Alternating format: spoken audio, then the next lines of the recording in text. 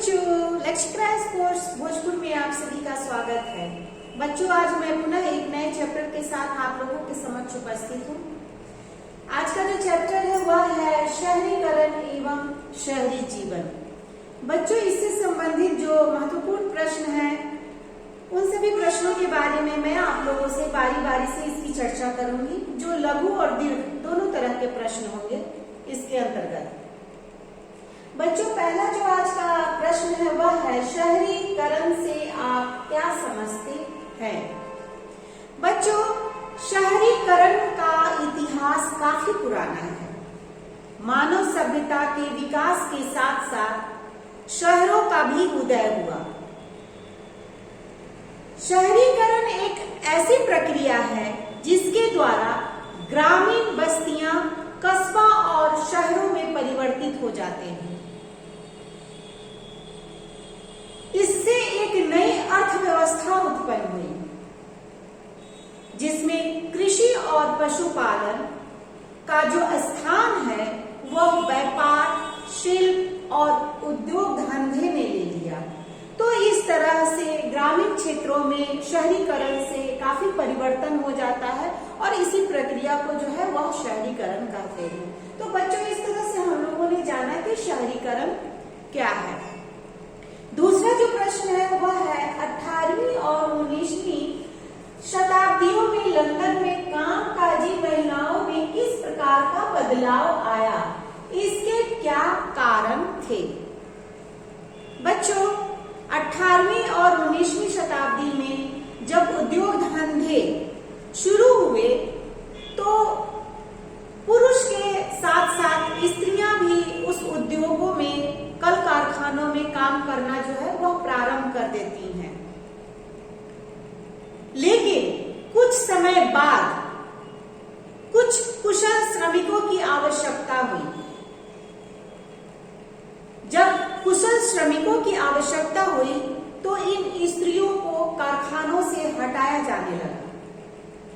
कारखानों में काम बंद होने पर स्त्रियां घरेलू काम धंधों में लग गई और 1861 ईस्वी की जनगणना के अनुसार लंदन में 2.5 लाख घरेलू नौकर थे, जिनमें महिलाओं की संख्या जो है वह सबसे ज्यादा थी। कुछ स्त्रियां अपने घर ही रहकर कपड़े सिलने, ऊनी वस्त्र बुनने तथा कपड़ा धोने का काम करने लगी। इसके बाद जब प्रथम विश्व युद्ध का दौर आया और जब पुरुष बड़ी संख्या में युद्ध में शामिल होने लगे तथा युद्धकालीन आवश्यक सामग्रियों की मांग बढ़ने लगी, तो महिलाओं जो उद्योग धंधे और कारखानों से निकाली गई थी, उन लोगों ने पुनः घरेलू काम छोड़कर विभिन्न उद्योगों में काम करने लगी। दफ्तरों में भी उन लोगों को रोजगार के अवसर मिले। इस प्रकार बच्चों, महिलाओं की आर्थिक क्रियाकलापों में जो है बहुत ही महत्वपूर्ण भागीदारी रही।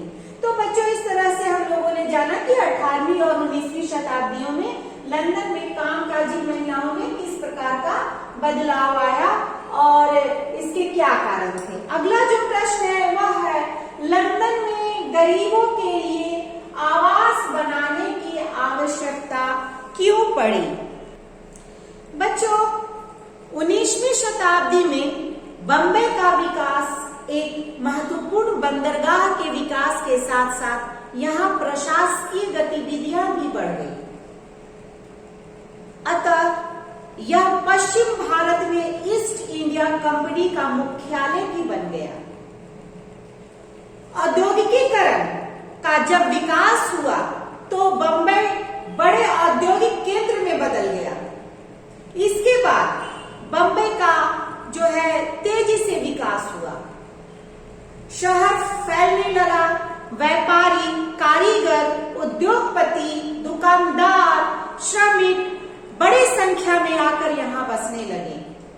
इससे बम्बई पश्चिमी भारत का सबसे प्रमुख नगर बन गया तथा इसकी आबादी भी काफी बढ़ती चली गई। जब बच्चों बम्बई में रोजगार बढ़ने लगा, वहां पर कारीगर, श्रमिक, दुकानदार, उद्योगपतियों का आना जाना लग गया, उनकी संख्या में बढ़ोतरी हुई, तो काम करने वाले लोगों की भी वहां संख्या में बढ़ोतरी हुई और इस प्रकार धीरे धीरे जो है वह वहां की जनसंख्या में काफी वृद्धि हो गई। तो बच्चों, इस तरह से हम लोगों ने जाना कि 19वीं शताब्दी के मध्य में बम्बई की आबादी में भारी वृद्धि क्यों हुई। अगला जो प्रश्न है वह है, लंदन में गरीबों के लिए आवास बनाने की आवश्यकता क्यों पड़ी। बच्चों, लंदन में गरीबों के लिए आवास बनाने के अनेक कारण थे।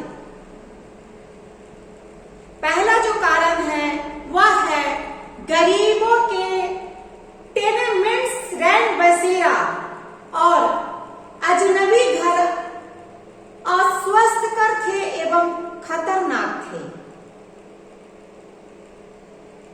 दूसरा जो कारण है वह है गरीबों का जो घर था वह बहुत ही अच्छी स्थिति में नहीं बना हुआ था, उसमें आग लगने का खतरा था जिससे पूरे शहर को भी नुकसान हो सकता था। तीसरा जो कारण है वह है गरीबों की बढ़ी हुई संख्या जो है वह सामाजिक और राजनीतिक उथल-पुथल ला सकती थी। इसके कारण भी उनके आवास पर लोगों ने ध्यान आकृष्ट किया। और चौथा और अंतिम कारण जो है वह है गरीबों के विद्रोह की आशंका को दबाने के लिए श्रमिकों के लिए भी आवश्यक आवासीय योजनाएं जो हैं वह बनाई गई। तो इस तरह से हम लोगों ने देखा कि गरीबों के लिए आवास बनवाने की आवश्यकता क्यों पड़ी लंदन में। बच्चों, अगला जो प्रश्न है वह है, बम्बई में चौल किस प्रकार की इमारत थी, इनका निर्माण कब से आरंभ हुआ। बच्चों, चौल, हम लोग अभी भी चौल का नाम सुनते हैं और यह चौल जो है ज्यादातर बम्बई शहर में ही देखा जाता है। प्रश्न है, बम्बई में चौल किस प्रकार की इमारत थी और इनका निर्माण कब से आरंभ हुआ।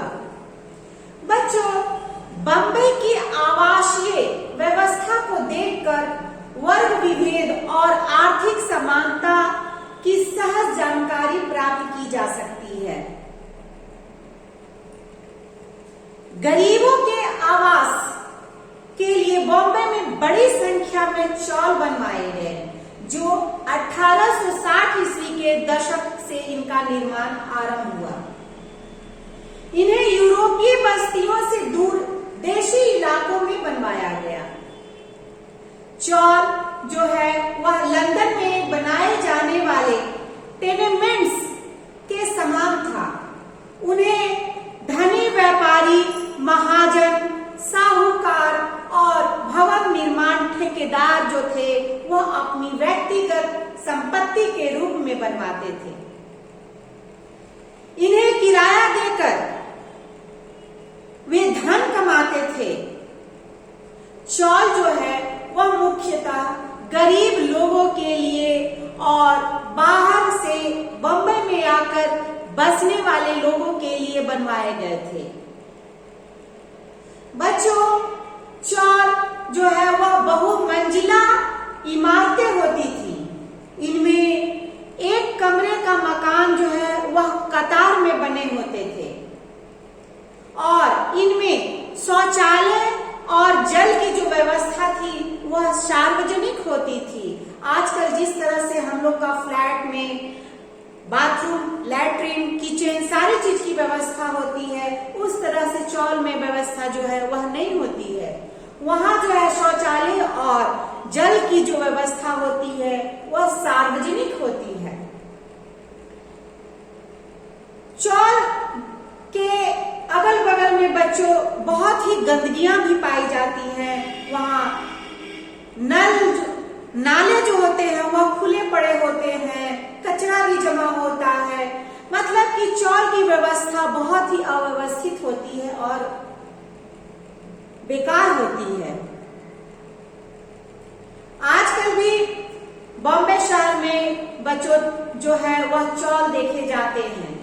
बच्चों, हम लोगों ने इस तरह से जाना कि बम्बई में चौल किस प्रकार की इमारत थी और इसका निर्माण कब से आरंभ हुआ।